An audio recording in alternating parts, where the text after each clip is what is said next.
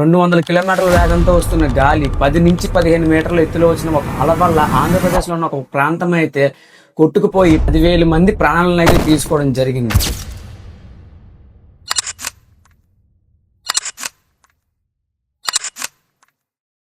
ఇది ఆంధ్రప్రదేశ్ చరిత్రలోనే అత్యంత బాధాకరమైన రోజు. దానికోసం ఇప్పుడు మనం మాట్లాడుకుందాం.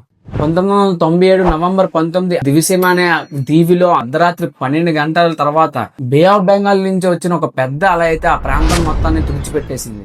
ఈ సంఘటన జరిగిన తర్వాత భారతదేశంలో ఉన్న మీడియా, ప్రజలు అందరూ ఒక్కసారిగా దివిసీమ వైపు అయితే చూశారు. బాహుబలి సినిమాలో శివగామి దేవి తన ఒంటి చేతితో బాహుబలిని అయితే నదిలో నుంచి కాపాడిన సన్నివేశం మీరు అందరూ చూసే ఉంటారు.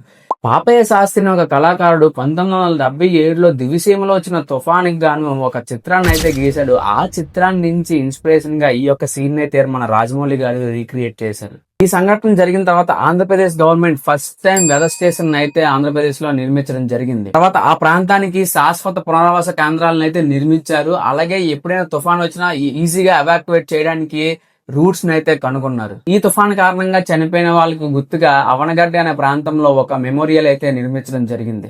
ఇలాంటి ఇంట్రెస్టింగ్ అండ్ హిస్టారికల్ ఫ్యాక్ట్స్ కోసం అయితే మన ఛానల్ ని తప్పకుండా సబ్స్క్రైబ్ చేసుకోండి అండ్ మన అకౌంట్ ని ఫాలో అయిపోండి.